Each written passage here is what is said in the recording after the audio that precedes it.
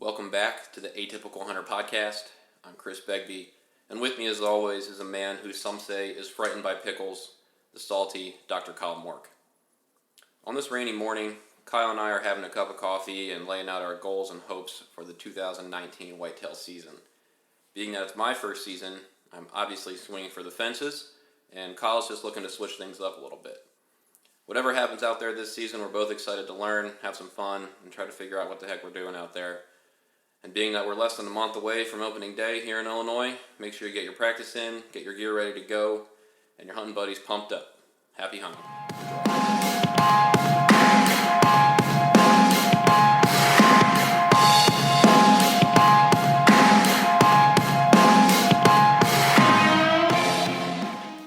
Hunting season has started as of, what's today, the 3rd? 2 days ago in a lot of places, but not here. Not here, no, out west mostly. And then I guess Michigan. Right, in Michigan. Their whitetail season started. This coming weekend is whitetail opener for Kentucky.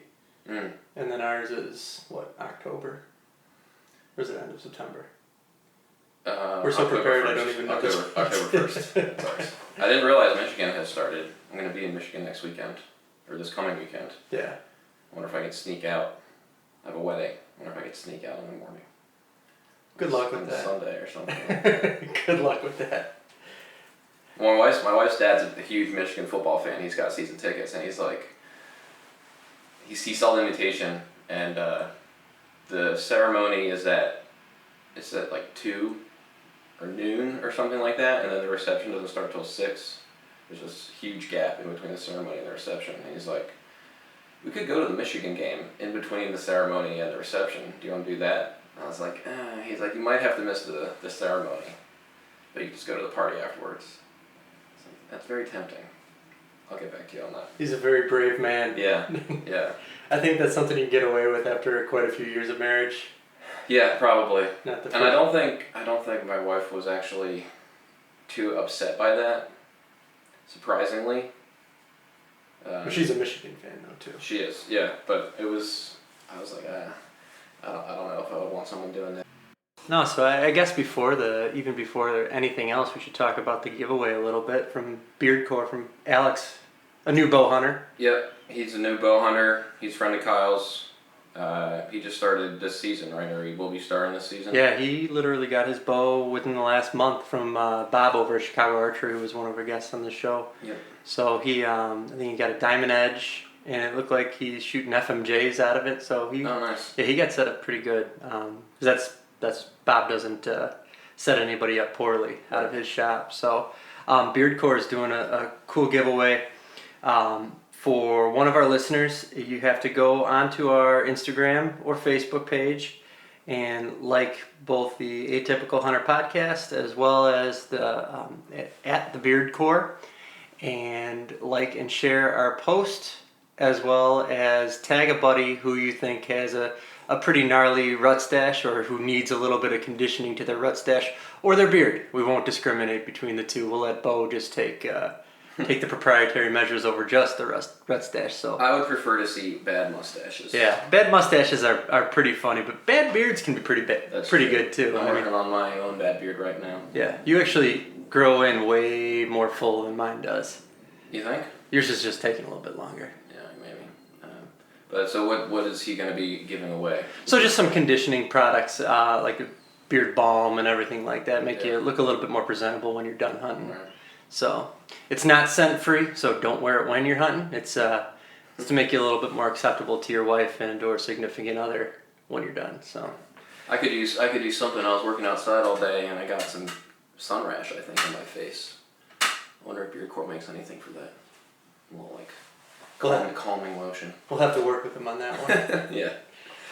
We come up with all these ideas for Alex for our own Atypical line of products. Right, exactly. It's like, no, just put our name on it. Yeah, it's cool. Okay.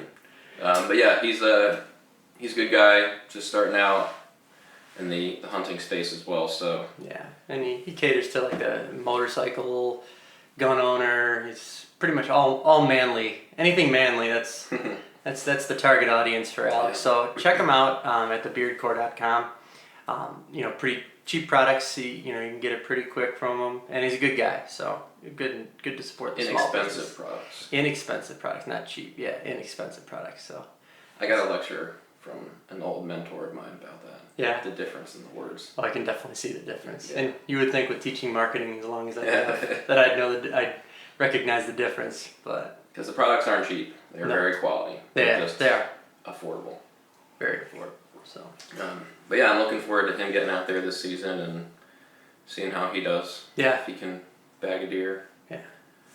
That kind of brings it. That kind of brings it to like the different predictions and like I guess things not so much like a prediction or I don't know what the word would be for it, but just kind of what I want to see this Hopes week, and aspirations this season. Yeah, and I'm going to Texas this weekend, and I hope to get tag out on the 2 hogs that we get on the ranch. But for deer season, particularly here in Illinois, because everything's kind of changed up in the last couple of months for me as far as my plan for hunting. You and I will get to hunt a lot more together, and I'm hoping Alex will be able to come out and hunt too. And really, I don't really care if I get a deer this year.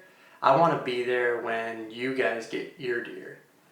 Yeah, that'd be cool. Hopefully taking video. Yeah. But just to be there and not necessarily to be there like to advise or be like, hey, you should do this, not that. Just to kind of sit back and watch the whole thing take place. Because I've never gotten to see that firsthand. You watch hunting videos. YouTube is better. The outdoor channel and everything, like they do hunting some justice, but they do it a little bit of just it's not really representative of what a real hunt is. Yeah, I'm interested to see the other perspective, like someone filming you hunting. I think would be really interesting. Yeah, it's different. It's like those. Remember those like multiple image things, like what people think I do, what non-hunters think I do. I have a feeling some parts of it will end up like that, but for the most part, like I think it's gonna end up really cool. Yeah, and if nothing else, it's good to have someone else out there that can verify your huge buck stories. Exactly. Oh, I saw a 16-pointer out there. Yeah. Kyle and I were out there. You can ask him. Call him. Yeah, exactly. You will be hunting. Yeah. But you want to be more on the behind the camera side this year. I guess in an ideal world, what would be the coolest is if I tag out. If we both tag out, or if I just get like a doe or something like that, I'd be fine with that. At some point in time, I'll be able to make my way back down to Kentucky, and I have my opportunities down there. Right. So like here, it's more about, especially since it's your first season, getting you the opportunity first. You've been doing the scouting, you've been putting the legwork in, so it's like kind of cap it off with watching you take your first whitetail somehow. Right. I'm setting the bar high for myself, which might be too lofty since I don't really know what to expect. But in an ideal world, I'd like to get 1 buck and 2 does. That would be the goal. And I have no problem with taking a doe as my first deer. It's kind of just like whatever comes across my path that looks like it's mature enough. I'm good with that. My goal for the fall is really get as much meat in as possible. Yeah. And I know in Illinois we can take one buck in archery and then unlimited does, and then you can take 1 buck in firearm season. But I don't know if I'm gonna do firearm season or not. Yeah, it's kind of hit or miss for both of us, really. We have the guns to do it, but it's only like 2 weekends of the year. Yeah, and I still have 3 more weddings to go, so I got to make sure that they're not on those weekends, which I wouldn't be surprised if they are. Yeah. And then just family crap going on all the time. Right. But yeah, I'd like to get three deer this year. That would be the ultimate goal. I would be content with 1, preferably a buck, but even then, it wouldn't matter too much. Yeah. I haven't gone a season without seeing a whole mess of doe around any of the areas. Especially, be it Kentucky or Illinois. Mm-hmm. I've never gone a season and not seen a doe that was shootable. And for years, short of the first deer that I shot, which was a doe, I would pass on does all the time because I was just like, I wanted to get a buck. Mm-hmm. And like, what was it, 2 years ago now, I got my buck, and I kind of checked that box. And last year, I saw a bunch of does and some smaller bucks, and I passed on all of them. I'm like, I don't really want to. And now this year, it's like anything I see. Right. I mean, again, like if it's mature, if it's, in that, early nursing period or whatnot, I'm not gonna take something that's with a fawn by any means, because then you're really taking, essentially you're taking 2 deer then, Right. because you're leaving that other one pretty much defenseless. So that's not necessarily right either. So. Yeah, I've been reading up a lot on BHA's website and just like DNR stuff, and I mean, being able to take unlimited does means there's way too many does. Yeah. So like, I have no problem. If all I see is doe this year, then I have no problem just taking 3 deer. Yeah. They'll all be female. Like, I mean, ideally I would like a buck. Everyone wants, the trophy part of it too. Mm-hmm. But, I would have no qualms with taking three doe if that's what it came down to. Yeah. But I mean, I'm hoping. I guess maybe this is a good kind of segue into how often do you think you'll get out there to hunt? Well, family's the number one priority for both of us. So, it's interesting because with my wife changing jobs, I think I'll be able to get out hunting more here than I originally thought before my wife changed her jobs. Because she's able to take care of. Well, she doesn't have the vacation time that I did, and before she switched jobs, I requested a whole bunch of time off to go down to Kentucky and hunt. She can't take off work at all, so she'll be at work, and I have a lot of Fridays, Mondays, and Tuesdays that are off. So obviously, I'm gonna try and coordinate a bunch of these days, especially when the market's closed for you.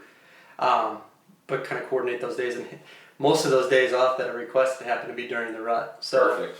Yeah, so it works out all right. Yeah, I mean, my work schedule is pretty flexible. So, especially if it's like, let's go out early in the morning until 10 or 11, and then I can work the rest of the day. Yeah. Or, let's cut out at 3 or 2:30 and down there. That would definitely be something that's pretty doable. I mean, it forces you to be disciplined though too. Like if we hunt that way, because if you say you do shoot something at 8:30, you gotta let it sit for a little while. You don't want to bump it later in the day. Yeah, and so if you gotta go to work, granted you won't be focused on work at all when you're there. Just looking at satellite pictures and Yeah. OnX or HuntWise or whatever is out there. Yeah, and it definitely means different things for you and I, because you work in finance, I work in finance and management, and I work in healthcare. Right. So if I'm not focusing on good stuff. on what pills I'm checking that day, that could be a problem. Right. Yeah. But all my advisors are going to be making poor investments. I'm not going to notice. Yeah, they'll be okay. Yeah. They'll get over it. It's just a downturn in the market for a little bit. Yeah, exactly. Just having to coordinate when you shot your deer. Yeah, but I'm hoping I can do at least 2 days a week. Like, my goal is kind of 2 days a week. I'm hoping I can do a weekend morning and then 1, if not 2 weekdays. Yeah. I think that's kind of reasonable. I mean, Fridays for me, I can usually stop working around 2:30, which is nice, and not have to be like on call or available to anybody. Yeah. But I imagine a lot of people are similar to that. Like, they can take off early on a Friday. Yeah. Or something. So maybe Friday's not the day. Maybe it has to be a day where, like, who hunts on a Tuesday? Not many people. I mean, you'd imagine, especially on public land, you're going to get less people out there during the weekdays. Right. Because most people have to work somehow or another. Right. But I mean, it's nice that we have some flexibility in the vacation time available when hunting season's in its prime. Yeah. So that's what's gonna be nice. Any qualm with taking like a spike or anything like that? Would you do that, or would you wait? You think?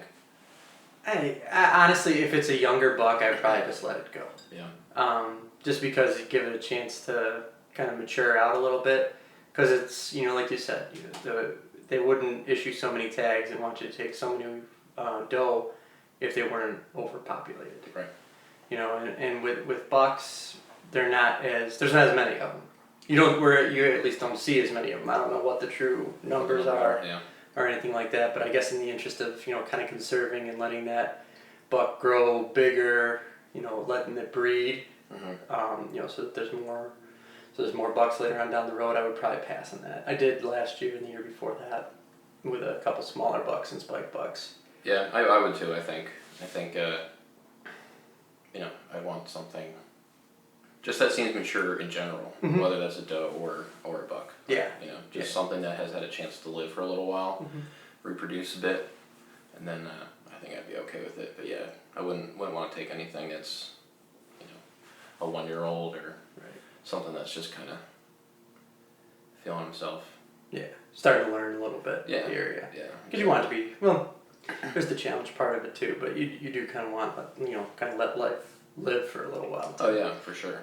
The someone, and I forget where I heard it, and I really wish I could remember who said it, but they said before you draw back on your bow, let your instinct take over, and you should know whether you want to shoot it or not. And on anything that I passed, especially that last year, I was like, I was not convinced I wanted to take it, so I didn't even pick up my bow. We just sat there and we filmed it. I should probably dig out the film clips of it and post it up somewhere. Braden filmed it, and I just kind of sat there and we just kind of watched out of a hub blind. So it was just really cool to kind of follow that guideline a little bit. Right. So. That's something we need to do is take out that blind and see if my bow can fit in there in any way, shape, or form. It won't. No, it's that small. Well, we can make it fit. So I have to shoot it sideways, like Legolas style or something. Yeah, and with your bow, I mean, you posted a clip on Instagram the other day or yesterday, and I was watching you shoot, and I'm thinking because your bow it's a compound bow, but it has a very recurved look to it. And movement. And movement to it too. So usually with compound bows, you don't want to cant the bow over because you can draw your string right off of the wheel, especially with a bigger the bigger cams that are on my bow. But you have the micro cams on yours, and I just wonder if you can shoot that sideways. If it's a little more forgiving shooting it sideways.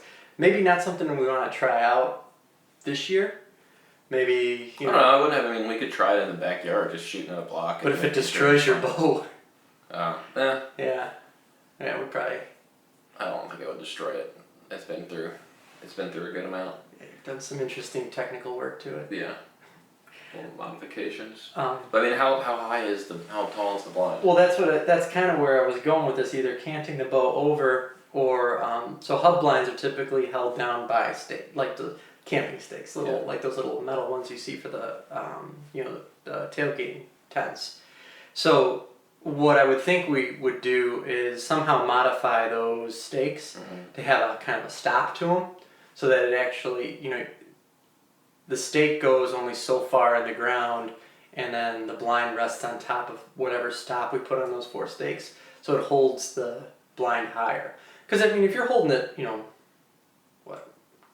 foot and a half off the ground, you're still going to have some tall grass that's going to cover that up. So your feet, they're not going to see your feet at all. Our feet might get a little cold, but at least then we'll have the distance up and above. Right. So the one on Braden's property in Kentucky was a little taller, so I could actually, I've practiced and I can draw back seated. The one that we have here, I've had, to draw back in it, I have to go down on the ground and kind of sit on one knee to shoot. So there's a little bit of movement you have to do. Was it a midget blind or something? Why did they make it so small? I don't think its full intent is for bow hunting. Is it gun blind? No, it's a Primos blind. It's a hunting blind. But I think at the time that they designed it was during a period where the ATA of a lot of bows were shorter. At the time when I got it, my ATA was 28 inches. Wow. 28 inches? Jeez, that's... Well, the Triax that Matthews released was a 28-inch ATA too. Now they're going back to... It goes back and forth. Right. Yeah. Wow. But at the time that was the trend, and that was 2008, 2009. Right. So about 10 years ago now. Yeah, I think mine is 42? 46 or something like that. Something. Yeah, 42, 44. 45. It's crazy. Yeah, it's tall. It's definitely tall. But we should just try it, just to see. That way we're knowing what we're getting into, because there's a couple areas that I was looking at that, one overlooks a retention pond, which I think would be really good for early season in a blind, in particular. and that would be easy to film, easy to set up, easy to get out of there. Yeah. So that would be something I'd like to try. Another goal is really just to make sure I can get my tree stand up. And quietly. Yeah, quietly in low visibility and cold temperatures. That's going to be interesting. Yeah. I feel like I should just like wake up at 3 o'clock in the morning in my backyard and see if I can do it with the headlamp on. It's practice. I mean, Right. we practice shooting our bow. Why don't we practice putting our tree stand up? Because I mean, I practiced a few times now and it's loud as hell, and I know I'm gonna forget something, and I know something's not gonna go right, and it's like I really don't want to fall out of a tree from 15 to 20 feet up in the air. That would not be fun. Yeah, and you got a harness. You got a nice. Right, but that's a goal, just to get up there, feel safe. I imagine the goal in the beginning is just to like get comfortable with sitting in a stand for the first few times. Yeah. Yeah. It's peaceful. Yeah. Maybe. I still get a little nervous climbing up there. Yeah. I've only been up there 3 or 4 times now, so I got to get used to the equipment. It's not so much I'm not really afraid of the height. It's just having confidence that my shit's not going to fall out of the tree from under me. Yeah. Basically. Yeah. That's the key, is just having confidence in it, because you don't want to be too comfortable, because then you start to get complacent. Yeah. But having confidence that okay, I've got this locked in, I'm not going anywhere, and if I do, I've got my safety back up, I've got my harness on. Yeah. So I'm good to go. And if we're out there hunting together, at least there's that. Yeah, that part. We're close. Safety buddies. Yeah, safety buddies. So you mentioned one deer. You'd like to get, one deer and then film. Mm-hmm. Is there any food goal for you down the line that you'd want to go after? Like for me personally, if I could make it so that I have 3 deer and then in the spring go out for turkey and get a few turkey, I think it'd be pretty cool to not have to buy any like red meat for a year or something like that. That would be. I guess as far as a food goal, it might not be so much quantity as quality. Mm-hmm. Just getting that Traeger. Like I've been more focused on trying to like make things taste really good. Yeah. And just I kind of fell short with those ribs the other night. But I thought they were pretty good. I've made better though. That's the thing.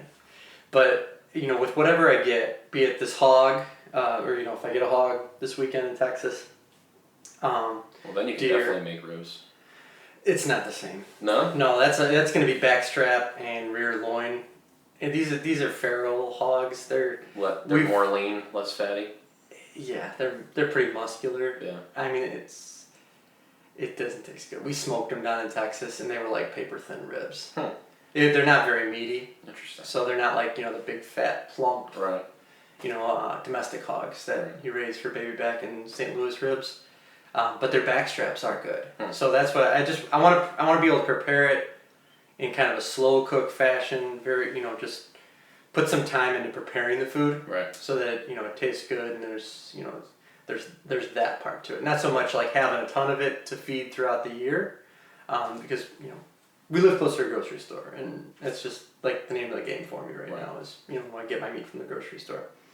But if I can get some of it from hunting and make it taste really good, that's what I really want to start with. Yeah. And then eventually, as the years go on, especially with us living right across the street from one another, start collecting more and more and more meat. Yep. And then eventually get to that point where our freezer is like packed, and it's like, I'm running out of room now. I mean, that's my ultimate goal, and that's why I think 3 deer is my lofty goal. Is I think that would get me and the missus 3 year of red meat probably. Oh yeah. I mean, chicken and poultry and pork and stuff like that would obviously have to still come from the store, but that would I think that would make me feel better a little bit to have that red meat there, just for like preparedness purposes and being a little bit more ethical to the land and the animals and things like that. Yeah, I think that'd be kind of a cool thing to do. Yeah. So we'll see. It's definitely gonna be tough. I mean, I don't know how to field dress a deer or gut a deer or anything yet, so it's not that bad. I have to figure that out. Yeah. That's a goal. Everything's a goal, really. It's just to do it all for the first time. Yeah, that's the key. Is you can watch as many videos as you want, read as much as you want, but getting the experience, and it's.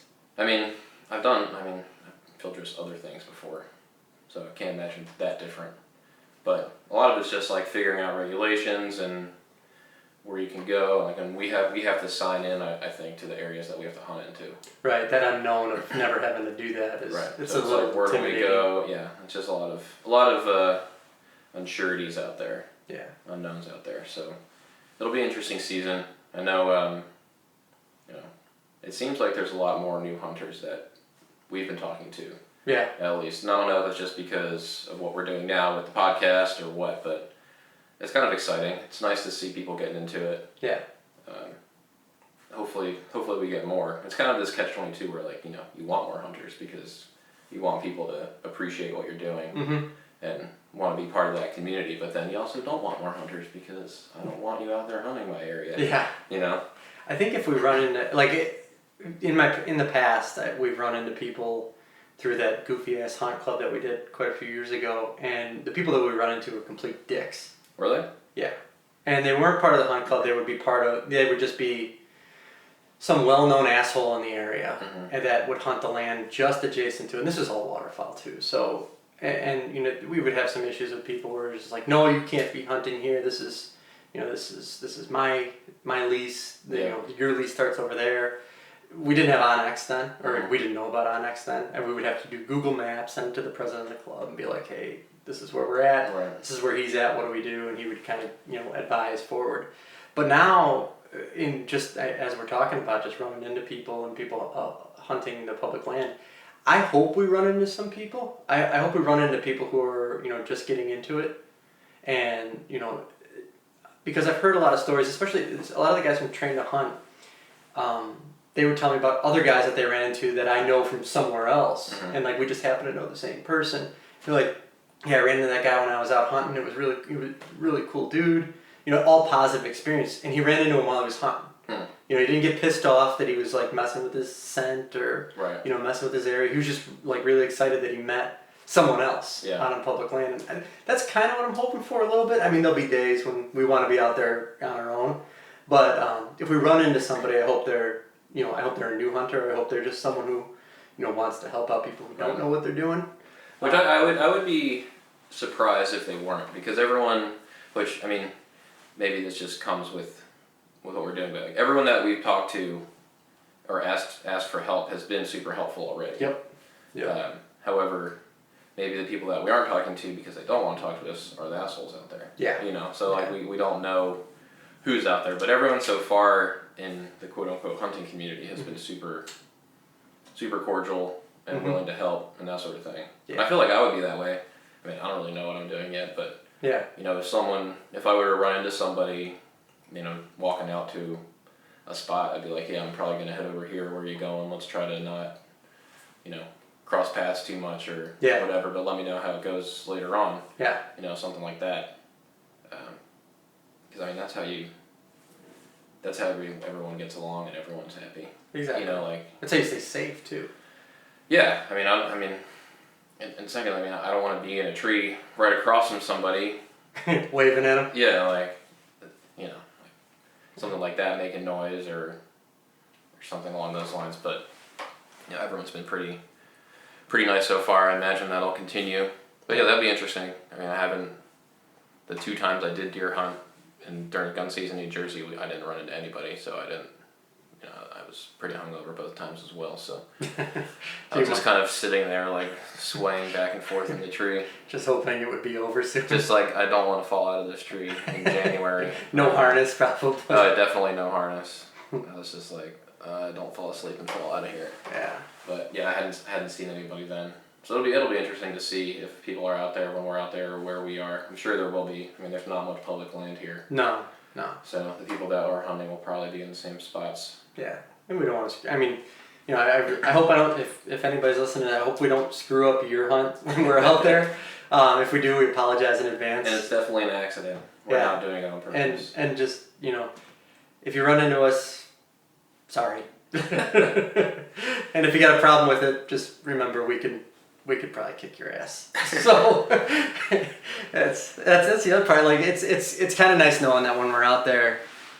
I mean, you and I aren't little guys by any means, but probably not easily intimidated either, and that's a big factor in running into people too. Yeah. that I've experienced. It's big burly dude trying to intimidate. This is when I was a kid, so it's like they're just trying to tower over you. It's like I don't think we're gonna have a problem with it. Anybody who might be an asshole. Did that happen to you as a kid? Yeah, it did. When I was separate from my uncle at the time. Like we were hunting two different areas, and it was against the border of Elise and where that hunt was. Right. I was just like, I didn't know. Right. I think I was like 15, 16 years old. So The guy comes in and it's like, what are you doing here or something? Yeah. It was.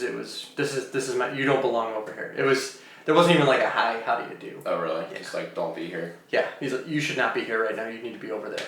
Interesting. Yeah. So I think that would play out differently now. But anyway, more to the more positive thing. Like one of the other goals is like conservation, and I guess since I'm going to try and do some filming, like sharing the idea of the conservation of conservation, not the conservation. And one of the things that like was running through my mind even this morning before we started was like this hunt this weekend is low fence, high fence. So sometimes that can be kind of looked upon negatively as like a that's like a canned hunt, and it is. It's different when it's white. I think it's different when it's whitetail and they've got whitetail in this high fence area. They're just breeding them out.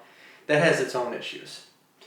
This is hog, however. So what this ranch does is they trap these hogs off other areas, other farms where they're devastating the land, pull them into their ranch, let them focus that devastation on that ranch. I mean, it's basically unusable if they ever sell it for anything else.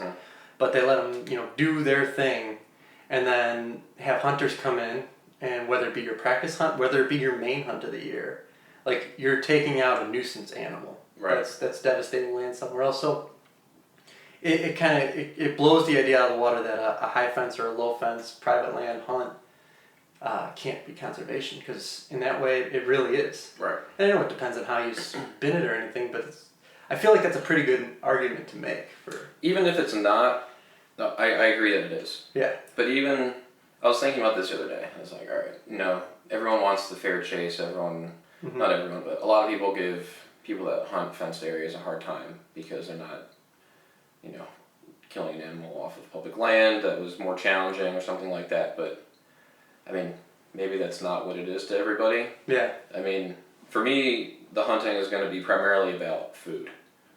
Like, I think if I'm going to eat meat, I want to know, and I do know what it's like, but like I want to know what it's like to kill the animal, where it came from, what it was eating, the environment it had, the life it had before, and then eat the animal later.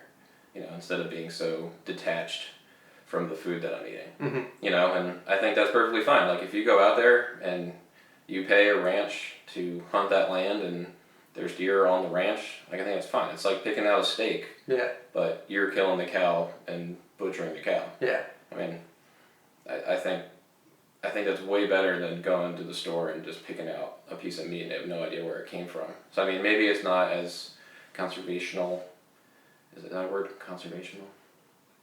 Maybe. We'll allow it. Yeah, conservational. I'm gonna go with We'll that. go ahead and just. Then like killing a deer from pure public land, but I still think it's better than pretty much any other alternative. Yeah. And especially with your hog thing. I mean, if they're taking it from a place where they're not supposed to be, or people don't want them, or they're ruining ag fields or other animals' habitat, then fucking kill that thing.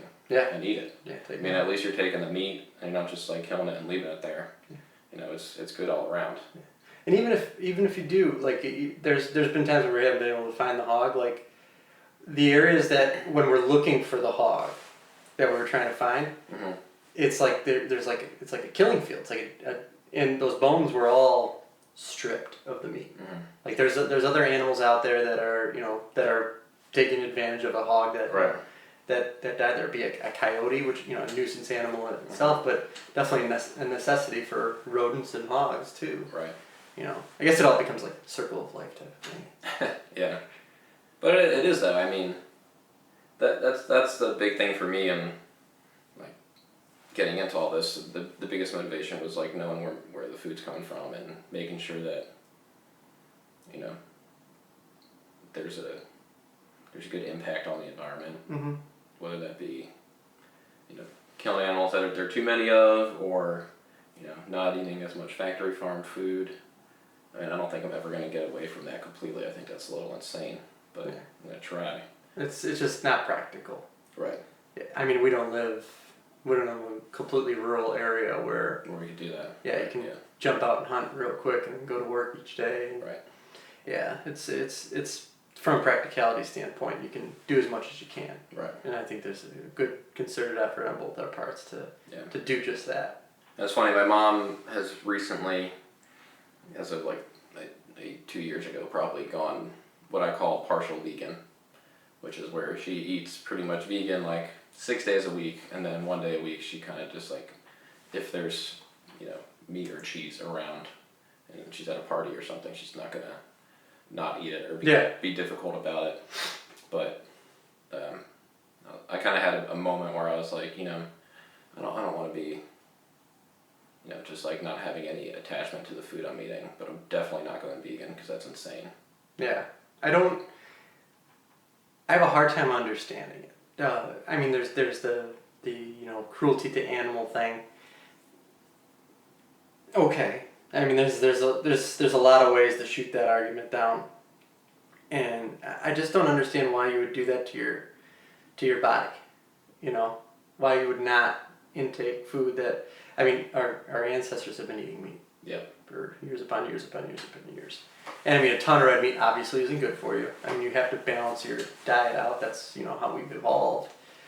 But why you would just completely cut all animal products out? Yeah. I feel like you're going backwards. Right. Yeah, I don't know. I'm definitely not doing that. No. But, yeah, my goal is just to kind of know where my food's coming from a bit more. And to not go vegan. And to not go vegan. Exactly. Number one goal this hunting season, not to go vegan. Yeah. Which I'm kind of surprised that more people, I mean, I've lived in a city the last 9 years of my life, pretty much, if not more than that. And, I mean, every city that I've lived in, New York, DC, now Chicago, has been, they're all like farm-to-table restaurants and shit like that. That doesn't make any sense to me. Like, you still have no idea what you're eating. Yeah, it makes you feel good. Right. Like, yeah, it's just like a word that makes you feel good to say, like, oh yeah, it's like organic farm to table food. Like, you have no idea where this is from. Like, go get it. As long as it's gluten free, who cares? Right. Like that was initially why I went. Yeah. Initially why I went duck hunting was just like, I think if I'm gonna eat an animal, I should know what it's like to kill an animal and then eat it. Like, that was the main reason I went duck hunting the first time. Yeah. And it was like it's a little unnerving the first time. I'm like, I'm gonna eat this. I would have killed an animal anyway to eat it at the grocery store. Why not just do it myself? Like, grow up, So, I think this is like the next progression. Like, I can get a bigger game animal, have a bunch of food. Definitely gonna have to buy a new freezer. That's a new goal. And your wife has already greenlit that one.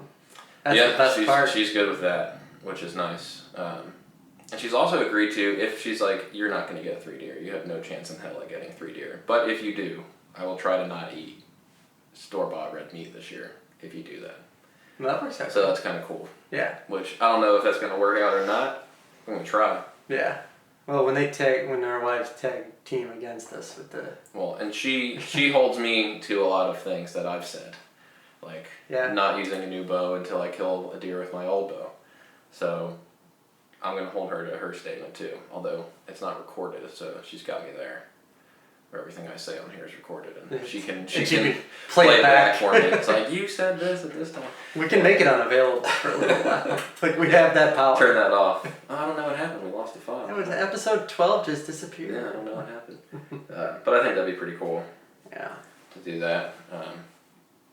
But I think it's gonna be a good season. I mean, we've got less than a month to go now, till October 1st. I got to get you out to the area we're going to be hunting, so you have some familiarity, at least where we're going, and then we have to figure out how to sign in and sign out and do all that stuff. I know. I wish there was like a dry run that we could do, just signing in and signing out. I'm sure that they're open. Yeah, they're open all the time, and we should just go down and talk to the ranger station people or whatever. Because they're always really helpful anyway. I mean, the DNR, just so we want to know what we're doing, and that way we can kind of get an idea. But I mean, I got to go down to Strictly Archery. And pick something up anyway, which is right down to where we were, but that'll be a good reason too. So we should coordinate that and get down there together. Yeah. yeah, we'll have a weekend or two here, maybe, or the next day the market's closed.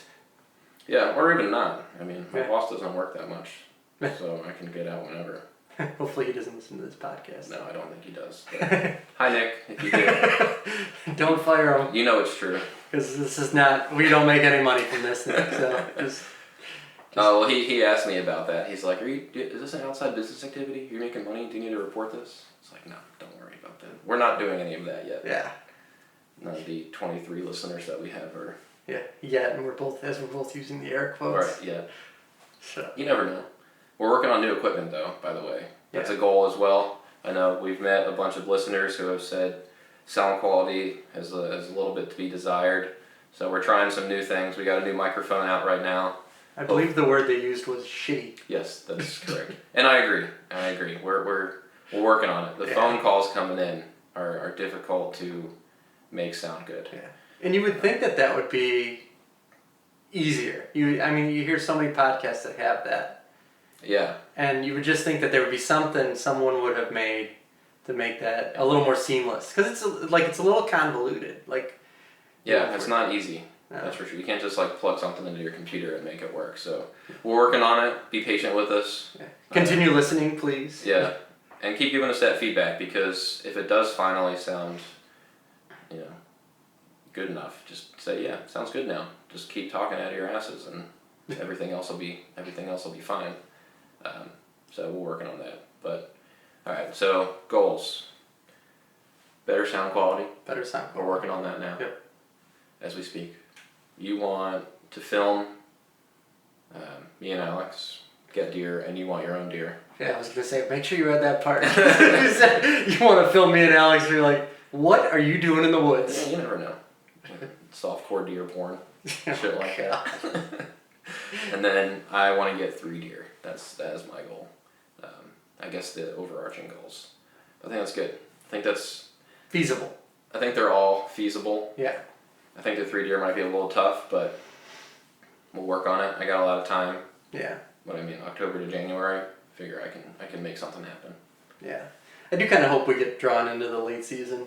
I like it when it's Cold. snowy and cold Yeah. out there and everything. As long as you dress appropriate for it, that's a cool time to be out in the woods, especially when there's a lot of snow. I think I'll probably be out late season in New Jersey. Maybe I can get some firearm time out in New Jersey if I'm visiting over Christmas or something like that. I think that'd be fun. Or even just do bow out there. I think that would be fun. Yeah.